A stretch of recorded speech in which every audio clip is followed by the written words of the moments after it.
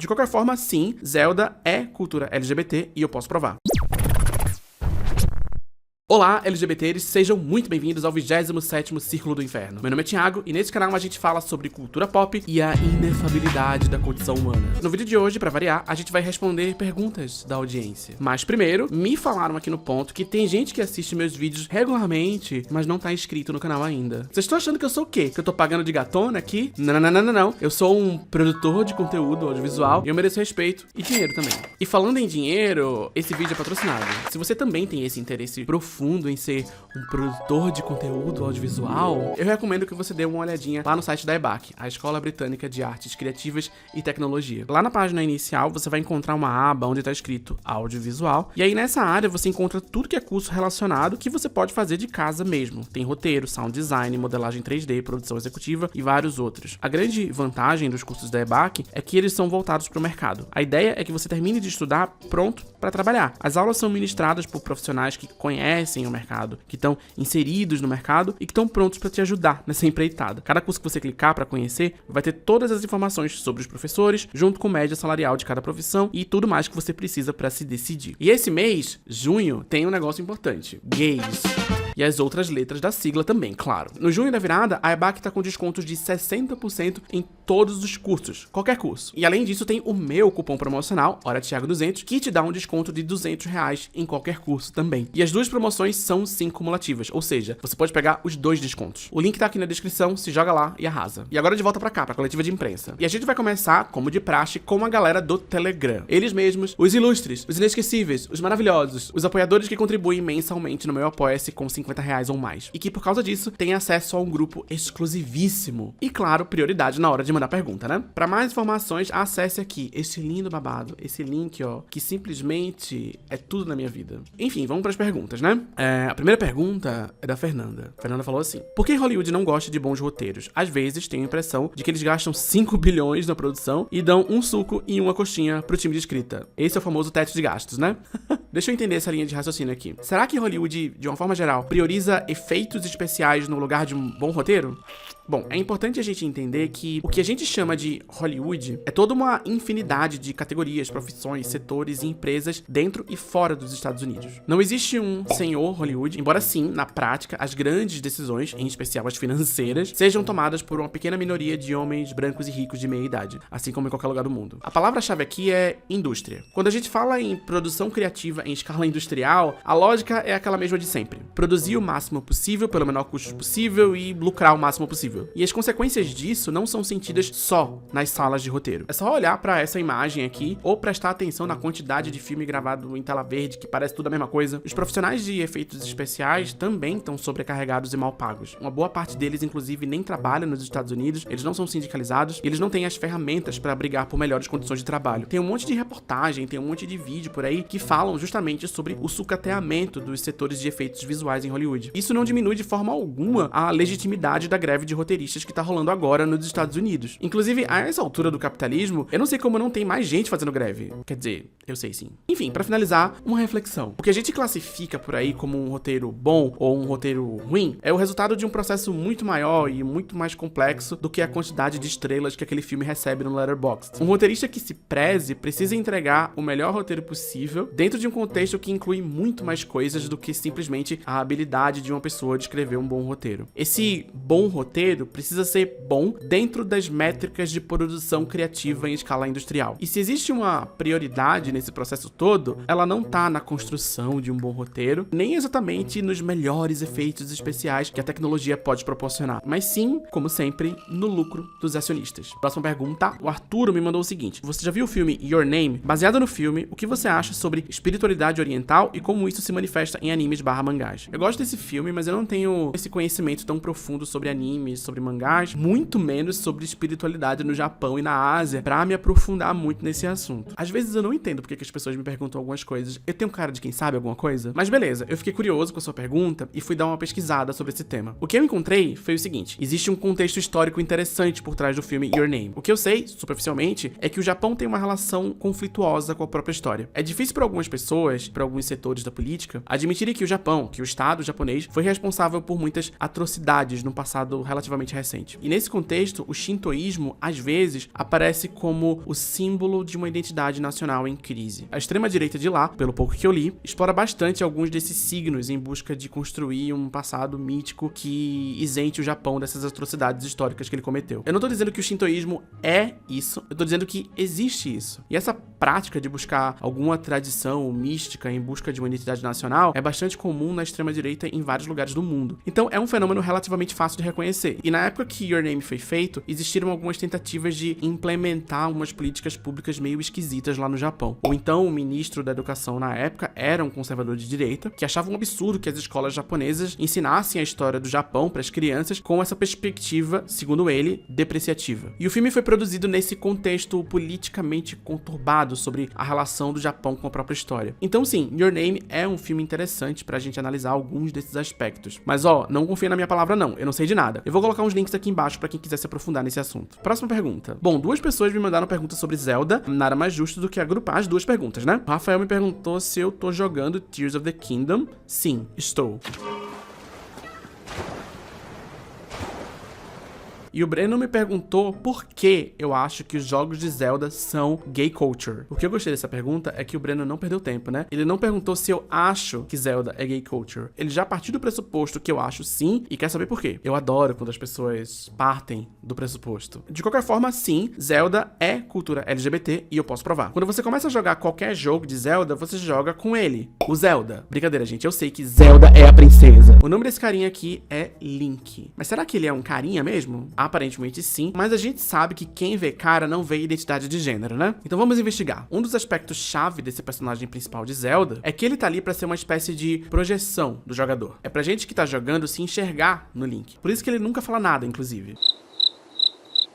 Então, o design dele sempre trouxe uma espécie de ambiguidade com relação ao gênero. E isso não sou eu que tô dizendo, é um dos produtores da franquia, o Eiji Aonuma, não sei como é que fala o nome dele, que inclusive dirigiu alguns dos jogos mais aclamados de Zelda, tipo Ocarina of Time e The Wind Waker. Numa entrevista pra Time de 2016, o Aonuma revelou que durante a produção de Ocarina of Time, um jogo de 98, ele queria que o Link tivesse um gênero neutro para que qualquer pessoa pudesse se ver no Link. Isso mudou um pouco no Twilight Princess de 2004, onde o Link aparece um pouquinho mais masculino, mas os produtores decidiram resgatar essa premissa durante a produção de Breath of the Wild e Tears of the Kingdom, que são os jogos mais recentes. A premissa, no caso, seria um Link com um design um pouco mais ambíguo em relação ao gênero, mais ou menos como em Ocarina of Time. Então, de cara, a gente já tem esse protagonista com um gênero um pouco mais fluido, um pouco mais flexível, numa franquia que, em certa medida, se permite brincar um pouco com isso. Uma franquia que frequentemente joga umas iscas aqui e ali pra audiência se fartar nas fanfics, nas fanart. Alguns personagens em diversos jogos da franquia Zelda são muito facilmente lidos como queer ou alguma letrinha da sigla LGBTQIA+, mesmo que os produtores e a Nintendo se recusem a admitir isso de uma forma mais oficial. E mesmo que algumas dessas supostas representações não sejam assim, digamos, emancipadoras, de alguma forma.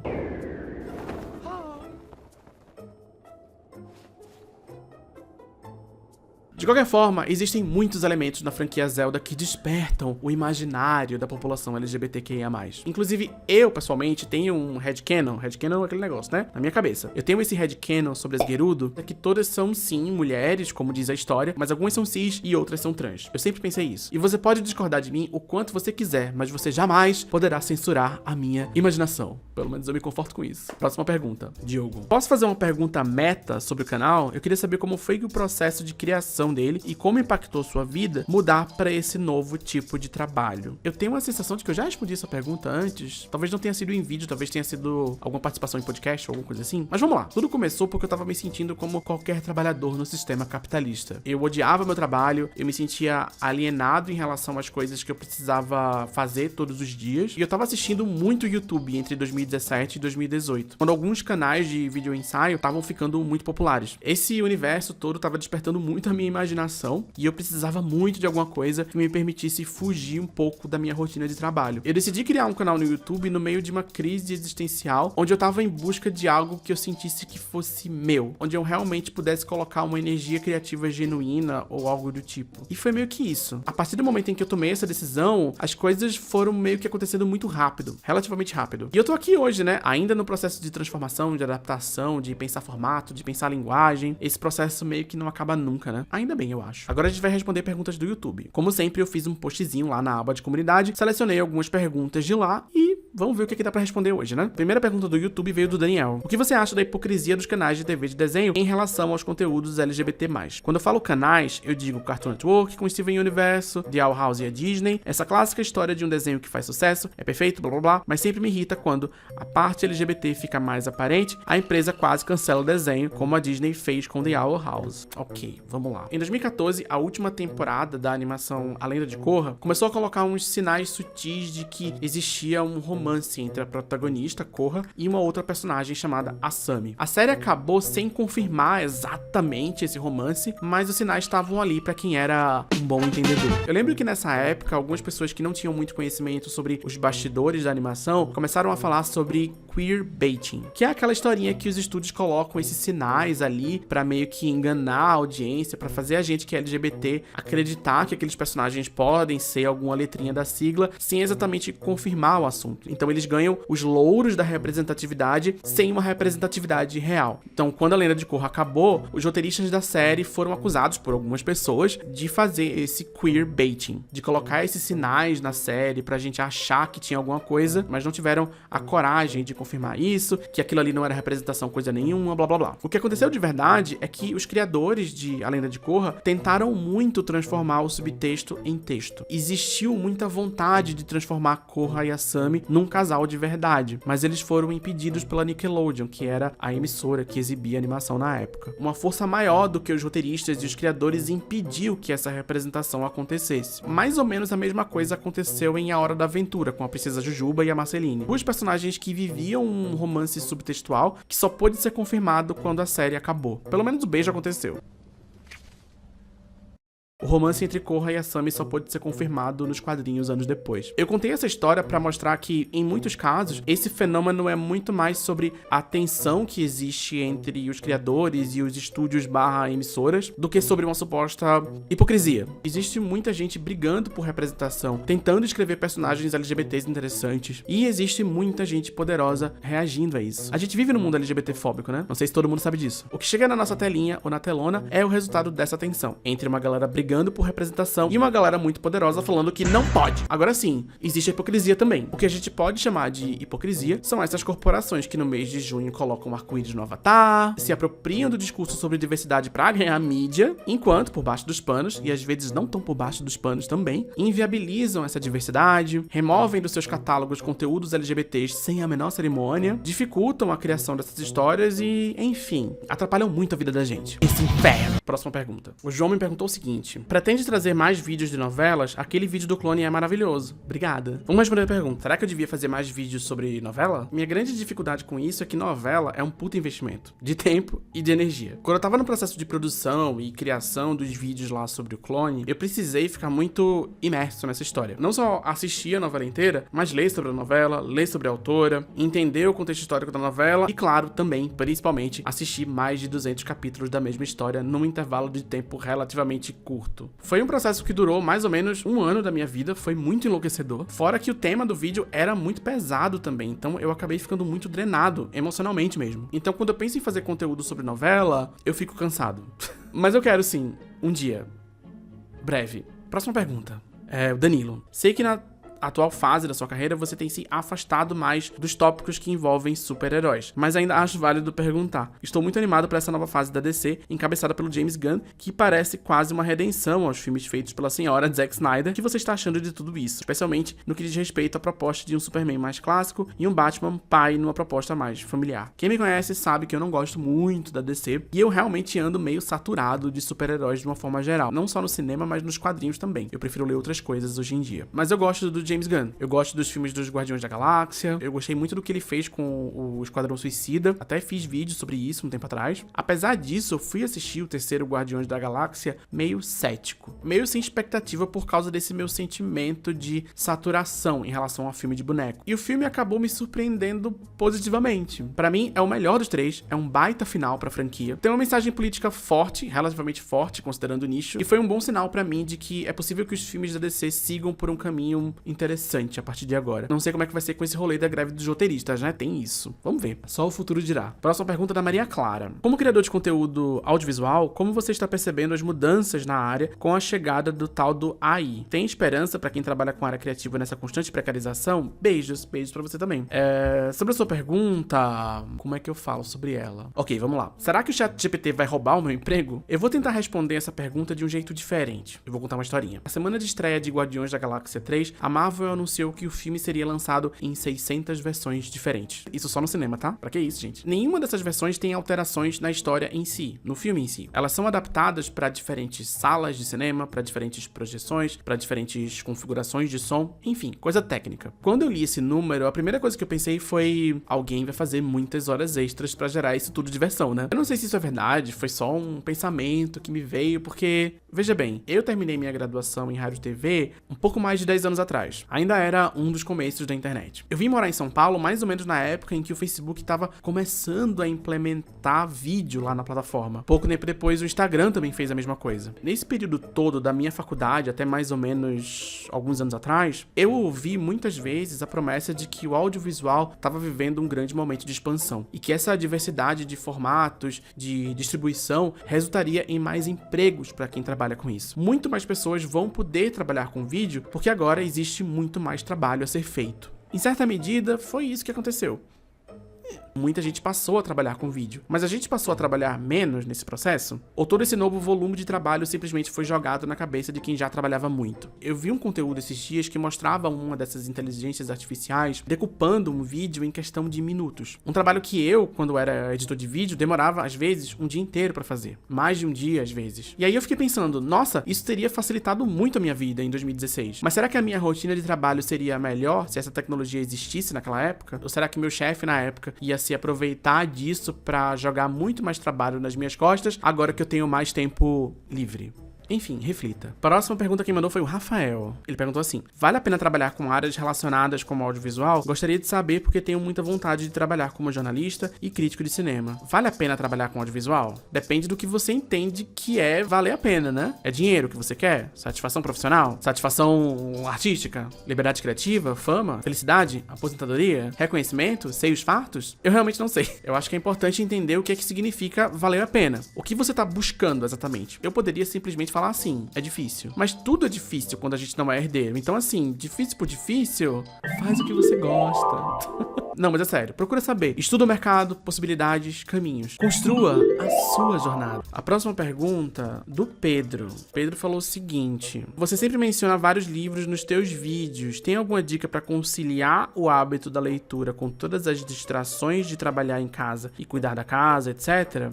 Deixa eu pensar aqui. Como conciliar os hábitos de leitura com a rotina do dia a dia? Infelizmente, pra mim, o que me fez conseguir retomar uma mínima rotina de leitura foi o trabalho. Infelizmente, né? Depois que eu comecei a fazer esses vídeos, eu precisei me organizar pra ler com uma certa frequência. Mas ainda assim, tem dias e dias. Tem dias que eu tô super focado e tem dias que, se eu ler uma única unidade de palavra... Entende? Uma dica que eu tenho dado pras pessoas é uma dica meio besta, mas que funciona pra mim. Ler antes de dormir. Aquele exercício básico de largar o celular por 15 minutos, que seja, e fazer alguma outra coisa. Gastar seu tempo, sua energia com alguma outra coisa. Com uma leitura. Ah, mas eu não consigo, eu fico muito cansado. Melhor ainda, você vai pegar no sono lendo um livro em vez de ficar vendo vídeo no TikTok. Toda vez que eu pego um livro pra ler antes de dormir, eu pego no sono super rápido. E isso me faz bem. Não sei se vai funcionar pra você, porque cada um, né? Mas é assim que eu faço. Pra mim funciona. Próxima pergunta quem me mandou foi o Thiago. Ele falou assim: o que faz uma narrativa ser distópica? Me perguntei isso nos últimos meses, mas não consegui responder. Achei que fosse por meus critérios terem aumentado depois de uma tal de pandemia, mas percebi que a realidade sempre foi um tanto ultra realista. Abraços de Manaus. Manda um beijo pro meu namorado Cisco. Achamos você um divo. Um beijo pra você, Thiago, e pro seu namorado Cisco. É esse mesmo o nome dele? Cisco?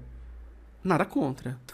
Mas voltando aqui pra sua pergunta, o que faz uma narrativa ser distópica? Essa é uma pergunta interessante porque a distopia por si só é um conceito que, na minha opinião, não existe sozinho, não existe isolado. A distopia é uma espécie de resposta à utopia. Ela é uma desconstrução de um pensamento utópico. Pensa, por exemplo, em Black Mirror. A gente tem no mundo real esses discursos tecnocratas de que a tecnologia vai nos salvar, que vai resolver os nossos problemas. Aí vem Black Mirror e fala que não. Veja agora de que maneira tudo isso, na verdade, é horrível. Muito da literatura distópica que a gente conhece surge também no contexto de anticomunismo, no começo do século XX. A gente vai ter, por exemplo, A Revolução dos Bichos, um livro que basicamente diz: veja o que acontece quando tentamos construir uma sociedade igualitária. Oh, meu Deus. Não é sempre assim, mas isso acontece com uma certa frequência. Existe bastante distopia anticapitalista também, tá? Não me entendam mal. Exemplos não faltam, alguns eu gosto bastante até. Mas o que eu acho, de uma forma bem geral e bem resumida, é que se construiu hoje um imaginário meio dicotômico, onde de um lado a gente tem a utopia, uma forma supostamente meio boba, inocente, ingênua de ver o mundo e o futuro, e do outro, a distopia, ou seja, a realidade batendo na porta. Toque, toque, toque, Polícia Federal. Tanto na ficção, quanto fora da ficção. E aqui, na verdade, eu acho que eu tô falando menos sobre ficção e mais sobre realidade mesmo. Sobre os imaginários de futuro que a gente constrói coletivamente, individualmente, socialmente, blá blá blá. Utopia não é só ingenuidade, besteira, sonho, escapismo. Existe estratégia em enxergar possibilidades de futuros melhores, contanto que haja discernimento para entender quando a utopia prometida é, na verdade, uma grande propaganda. E nem sempre uma visão totalmente distópica da realidade é necessariamente a mais verdadeira, realista e neutra. Por exemplo, quando Elon Musk e outros bilionários disparam para a imprensa um alerta sobre os perigos das inteligências artificiais, eles não estão genuinamente preocupados com os reais problemas que podem ser causados por essas ferramentas. Eles estão querendo contar uma historinha sobre como essas tecnologias que eles mesmos estão empurrando goela abaixo da gente é muito poderosa, é muito eficiente e que só eles sabem como manter tudo isso sob controle. Ou seja, segundo eles mesmos, eles é que tem que ter a prerrogativa sobre o nosso futuro. Quando eles falam isso, ou quando eles ficam falando, oh meu Deus, o futuro distópico da inteligência artificial, eles estão querendo pagar de gatona, evocando o imaginário da cultura pop e do cinema pra distrair a gente dos reais problemas. E são muitos problemas. Mas do que eu tava falando mesmo? Enfim, pau no cu dos bilionários.